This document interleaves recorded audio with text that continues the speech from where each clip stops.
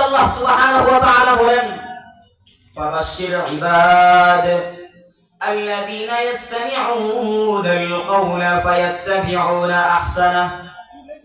ও নবী, দুনিয়ার মধ্যে আমার যেই সমস্ত বান্দারা দ্বীনের আলোচনা শুনে, ভালো ভালো কথা শুনে, উত্তম কথা শুনে, নেক কথা শুনে, ভালো কথা শুনে, আমলযোগ্য কথা শুনে, ফায়াত্তাবিউনা আহসানা, শুধু শুনেই ক্ষান্ত থাকে না, তারপরে ওই কথার মধ্যে, দ্বীনি আলোচনার মধ্যে যেই সমস্ত ভালো ভালো কথা বলা হয়, ও নবী ওই সমস্ত বান্দারা যারা দ্বীনের মজলিসের মধ্যে বসে দ্বীনি আলোচনা শুনে, তারপরে ভালো কথাগুলোর উপর আমল করে, নবী আপনি তাদেরকে জান্নাতের সুসংবাদ শোনায় দেন। তো আমি আপনাদের সামনে মহাগ্রন্থ, মহাবিশ্বের বিস্ময়, মহাবিশ্বের সংবিধান, যেই সংবিধান জাতিকে অন্ধকার থেকে আলোর দিকে বের করে নিয়ে আসতে পারে, যেই সংবিধান এই জুলুমাতের ছায়ার জামানায়, যেই সংবিধান এই গোটা বিশ্বকে ইসলামী সংবিধান কায়েমের মধ্য দিয়ে সভ্য, শান্তি, ইনসাফের এক বিধান, যেই সংবিধান দিতে পারে কোরআন, এই কোরআনে কারীম থেকে দুইটি আয়াতে কারিমা তেলাওয়াত করেছি এবং পয়গম্বর আরবি সাল্লাল্লাহু আলাইহি ওয়াসাল্লামের অসংখ্য গণিত হাদিসের আলোকে একটি হাদিস পাঠ করেছি। আল্লাহ সুবহানাহু ওয়া তাআলা যদি তৌফিক দান করেন, আয়াত ও হাদিসকে সামনে রেখে মুখতাসার সংক্ষিপ্ত কিছু আলোচনা করার চেষ্টা করব ইনশাআল্লাহ। আমি আপনাদের সামনে যে আয়াতে কারিমা তেলাওয়াত করেছি, তেলাওয়াতকৃত আয়াতে আল্লাহ বলেন, ইয়া আইয়ুহাল্লাযীনা আমানু যকুরুল্লাহা যিকরান কাসীরা ওয়াসাব্বিহুহু বুকরাতাও ওয়া আসীলা। আল্লাহ সুবহানাহু ওয়া তাআলা এই কোরআনে কারীমের মধ্যে, আয়াতের মধ্যে মুমিনদেরকে ডাক দিয়ে বলতেছেন, কোন মুনাফিককে না, কোন কাফেরকে না, কোন বেঈমানকে না। আল্লাহ তাআলা কোরআনের বিভিন্ন জায়গায় কখনো ইয়া আইয়ুহান নাস বলেছেন, ইয়া আইয়ুহান নাস বলেছেন, সমস্ত মানুষকে কোথাও সম্পৃক্ত করেছেন, একত্রিত করে আল্লাহ সুবহানাহু ওয়া তাআলা সম্বোধন করে ডাক দিয়েছেন। কিন্তু কিছু কিছু বিশেষ স্থান আছে যেখানে আল্লাহ সুবহানাহু ওয়া তাআলা সমস্ত মানুষকে দাখিল করেন নাই, সমস্ত মানুষকে ঢোকান নাই। আল্লাহ সুবহানাহু ওয়া তাআলা কিছু কিছু স্থানে কিছু বিশেষ বান্দাদেরকে ডাক দিয়েছেন। কোথাও আল্লাহ তাআলা বলেছেন ইয়া আইয়ুহাল মুমিনুন, কোথাও আল্লাহ তাআলা বলেছেন ইয়া আইয়ুহাল্লাযীনা আমানু, হে ঈমানদার বান্দারা।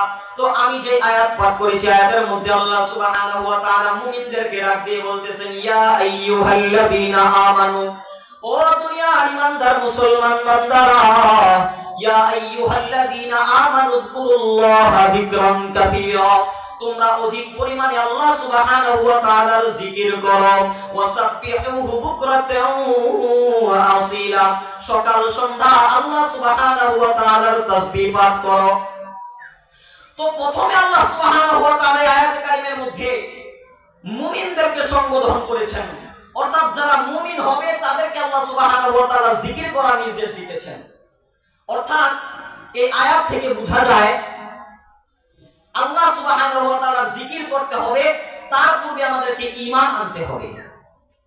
কেন আল্লাহ সুবহানাহু ওয়া তাআলা কোরআনের এক আয়াতে, আমি যে আয়াত পাঠ করেছি, তেলাওয়াত করেছি, এই আয়াতের মধ্যে আল্লাহ তাআলা জান্নাত দান করবেন মুমিনদেরকে, জান্নাত দান করবেন বলে আল্লাহ সুবহানাহু ওয়া তাআলা মুমিনদেরকে জান্নাত দান করবেন বলে সুসংবাদ দিয়েছেন, জান্নাত দান করবেন বলে ঘোষণা দিয়েছেন। এবং জান্নাত দান করার জন্য আল্লাহ সুবহানাহু ওয়া তাআলা দুইটা শর্ত দিয়েছেন। আওয়াজ করে বলতে হবে কয়টা শর্ত দিয়েছেন। এক নাম্বার শর্ত, ইন্নাল্লাযীনা আমানু ওয়া আমিলুস সলিহাতি কানাত লাহুম জান্নাতুল ফিরদাউসি নুজুলা। আল্লাহ সুবহানাহু ওয়া তাআলা কোরআনে কারীমের মধ্যে, আয়াতের মধ্যে বলতেছেন, যারা ঈমান আনবে, ঈমান আনার পর নেক আমল করবে, আল্লাহ সুবহানাহু ওয়া তাআলা বলতেছেন তাদের জন্য হলো জান্নাতুল ফিরদাউস। আমি আল্লাহ তাদেরকে জান্নাতুল ফিরদাউস দান করে জান্নাতের মেহমান আমি আল্লাহ তাদেরকে বানাই দিব।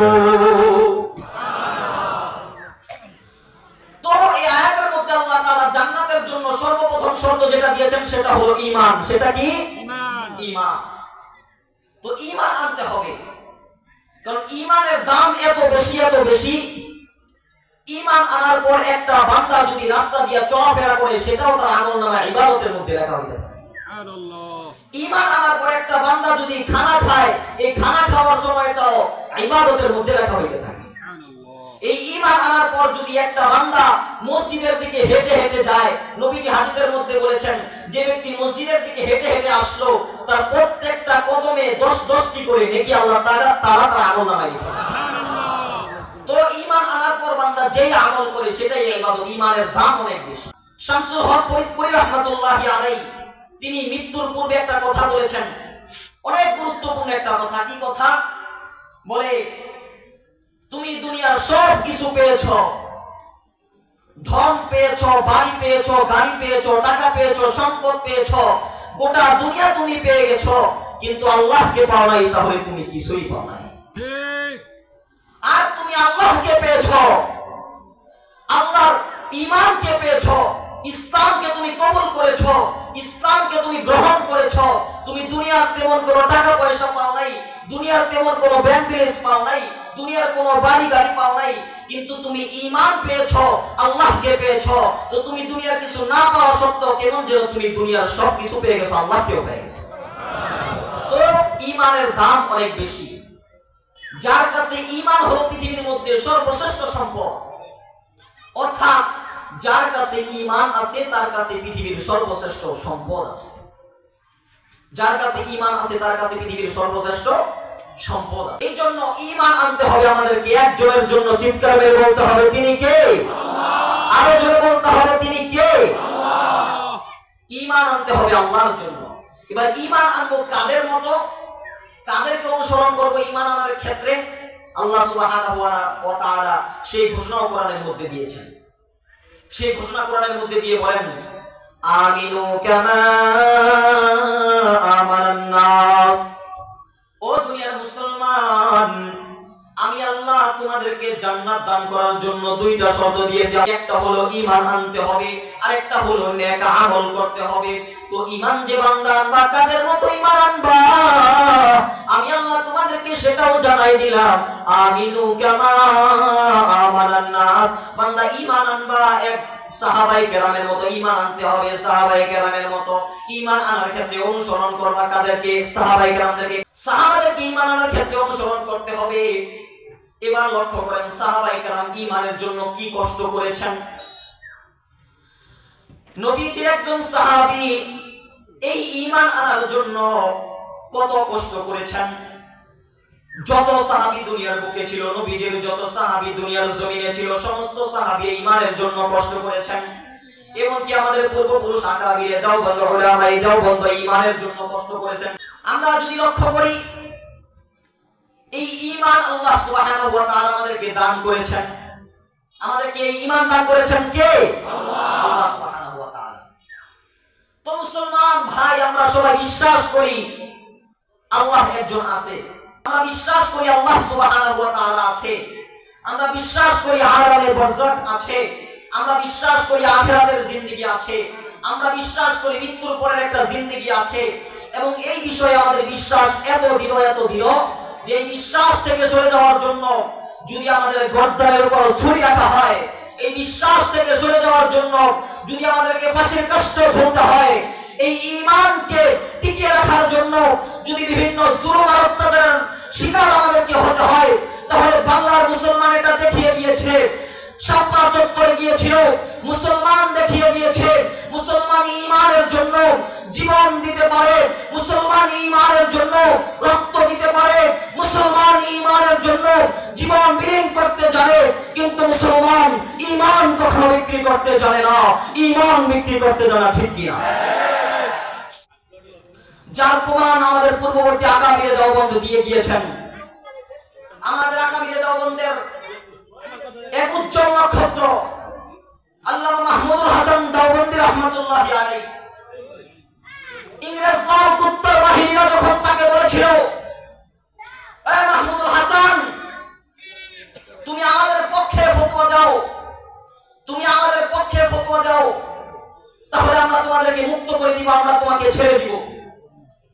মাহমুদুল হাসান দেওবন্দি তখন দায়িত্বহীন কণ্ঠে বলেছিলেন, মুসলমান सर कटा सकता है, सर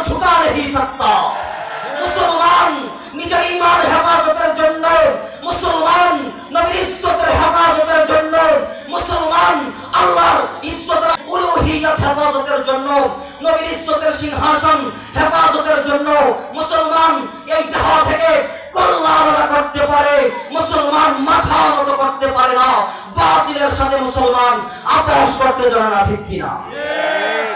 এই জন্য আমি বলছিলাম এই ঈমানের জন্য পূর্ববর্তী সাহাবায়ে কেরাম কষ্ট করেছেন, উলামায়ে দেওবন্দ কষ্ট করেছেন।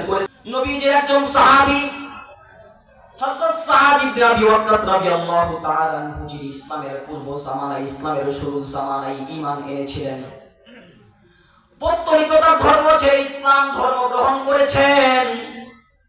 মক্কার মধ্যে সাদ ইবনে আবি ওয়াক্কাস রাদিয়াল্লাহু তাআলা আনহুর বিশাল একটা খ্যাতি ছিল। সাদ ইবনে আবি ওয়াক্কাস রাদিয়াল্লাহু আনহু ছিলেন দারুল মা ভক্ত।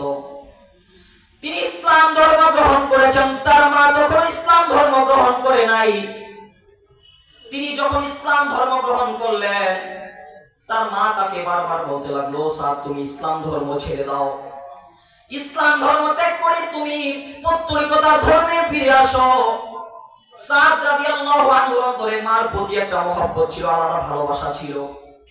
সকলেরই তো মার প্রতি একটা মহব্বত থাকে, কিন্তু বর্তমানে দেখা যায় বর্তমান যুবক সন্তানরা বাপ মার কথা শুনতে চায় না, সেরা না।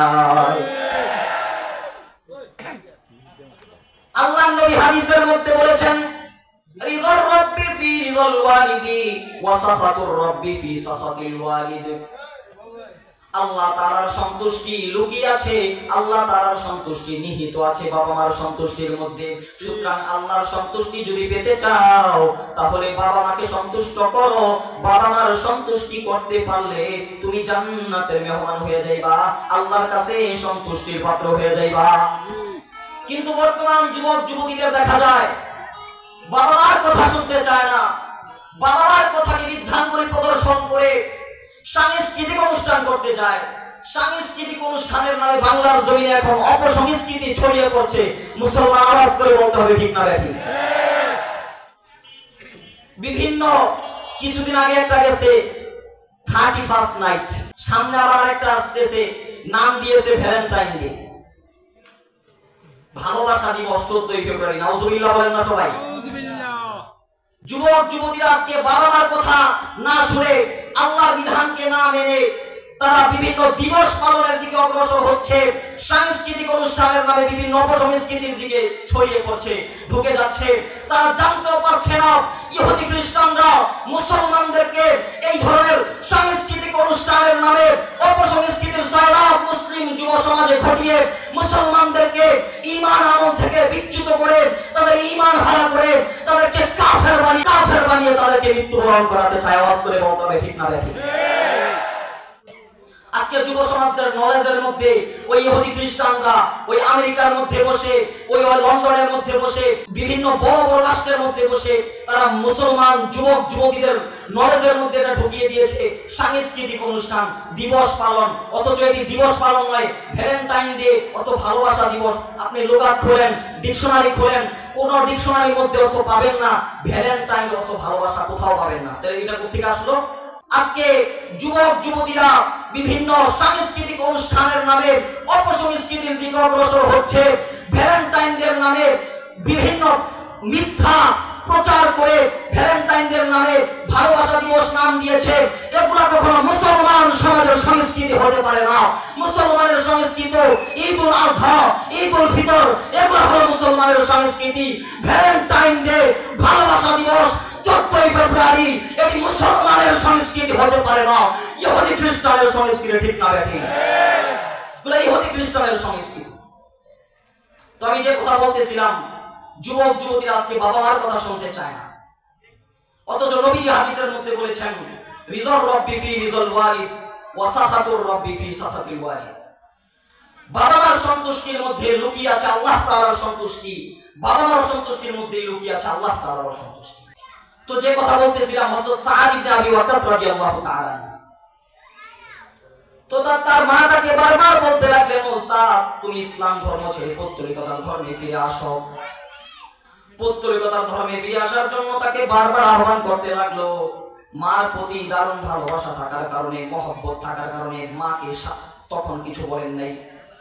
বারবার যখন তাকে বলতে লাগলেন, ও সাদ তুমি ইসলাম ধর্ম ছেড়ে দাও, এক পর্যায়ে তিনি তার মাকে স্পষ্ট পয়গাম জানিয়ে দিলেন, ও মা, আমি আপনাকে ভালোবাসি, এটা সত্য কথা। আমার দিলে আপনার ভালোবাসা অনেক বেশি, অনেক অগাধ ভালোবাসা, এটা সত্য কথা। কিন্তু আমি নবী মুহাম্মদকে এত ভালোবাসি, ইসলাম ধর্মে আমি আল্লাহ সুবহানাহু ওয়া তাআলাকে এত ভালোবাসি, আল্লাহ তাআলার ভালোবাসার সামনে আপনার ভালোবাসা কিছুই না। এই জন্য আপনার কথায় আমি ঈমান ছাড়তে পারি না। মাকে স্পষ্ট ভাষায় জানিয়ে দিলেন, আমি ঈমান ছাড়তে পারবো না। এই জন্য ঈমান আনতে হবে সাহাবায়ে কেরামের মতো। সংক্ষিপ্ত ভাবে বলছি, তো আমি বলতেছিলাম জান্নাত দেওয়ার জন্য আল্লাহ তাআলা শর্ত দিয়েছেন দুইটা। এক নাম্বার শর্ত হলো ঈমান। ঈমানের বিষয়ে সংক্ষিপ্ত কথা বললাম, বিস্তারিত কথা বলার সময় নাই। দুই নাম্বার শর্ত আল্লাহ তাআলা যেটা দিয়েছেন, ইন্নাল্লাযীনা আমানু, ঈমান আনার পর আল্লাহ তাআলা শর্ত দিয়েছেন ওয়া আমিলুস সলিহাত, নেক আমল করতে হবে। নেক আমলের কত দাম, কত দাম! নেক আমলের মধ্যে সর্বশ্রেষ্ঠ নেক আমল হচ্ছে নামাজ আদায় করা। আল্লাহ সুবহানাহু ওয়া তাআলা এই নামাজের ব্যাপারে বলেন, ইন্নাস সালাতা তানহা আনিল ফাহশাই ওয়াল মুনকার ওয়া লাযিকরুল্লাহি আকবার। এই নামাজ বান্দাকে অশ্লীল অহেতুক গুনার কাছ থেকে বাঁচায় রাখে। হাদিসের মধ্যে নবীজি বলেন, ইন্না কুরাবা মা ইয়াকুনুল আবদু মির রাব্বিহি ওয়া হুয়া সাজিদ। একটা বান্দা মাওলার অনেক নিকটে চলে যায়, বান্দাটা মাওলার নিকটবর্তী হয়ে যায় বান্দা যখন সিজদায় লুটায়। আরেকটা হাদিস বলে শেষ করে দিব। এই নামাজের ব্যাপারে নবীজি বলেন, আরাআইতুম লাউ আন্না নাহরান বিবাদি আহাদিকুম ইয়াগতাসিলু ফীহি কুল্লা ইয়াউমিন খামসা হাল ইয়াবকা মিন দারনিহি শাই? ক্বালু লা ইয়াবকা মিন দারনিহি শাই। ক্বালা ফাযালিকা মিসলু সালাওয়াতিল খামসি ইয়ামহুল্লাহু বিহিনাল খাতায়া। নবীজি হাদিসের মধ্যে বলতেছেন, ও সাহাবায়ে কেরাম, সাহাবায়ে কেরামদের নিয়ে নবীজি একদিন বয়ান করতেছেন। সাহাবায়ে কেরামকে জিজ্ঞাসা করলেন, ও সাহাবায়ে কেরাম, তোমাদের কি ধারণা? তোমাদের বাড়ির সামনে যদি একটা নদী থাকে, আর এই নদীর মধ্যে যদি তোমরা দিনে 5 বার গোসল করো, হাল ইয়াবকা মিন দারনিহি শাই? একটা বান্দা নদীতে 5 বার গোসল করার কারণে তার শরীরে কোনো ময়লা কি বাকি থাকতে পারে কিনা? সাহাবায়ে কেরাম বললেন, লা ইয়াবকা মিন দারনিহি শাই। একটা বান্দা একটা নদীর মধ্যে 5 বার গোসল করার কারণে তার শরীরে তো কোনো ময়লা বাকি থাকতে পারে না। নবীজি বললেন, ফাযালিকা মিসলু সালাওয়াতিল খামসি ইয়ামহুল্লাহু বিহিনাল খাতায়া। ও সাহাবায়ে কেরাম, জেনে রাখো, শুনে রাখো, আমি নবী বলে দিলাম, এটাই হচ্ছে নামাজের উদাহরণ। অর্থাৎ একটা বান্দা একটা নদীর মধ্যে দিনে 5 বার গোসল করার কারণে তার শরীরের মধ্যে যেমন কোনো ময়লা বাকি থাকতে পারে না, একটা বান্দা 5 ওয়াক্ত নামাজে মাওলার কুদরতি পায়ে সিজদা দেওয়ার কারণে তার আমল নামায় আর কোনো গুনাহ বাকি থাকতে পারে না।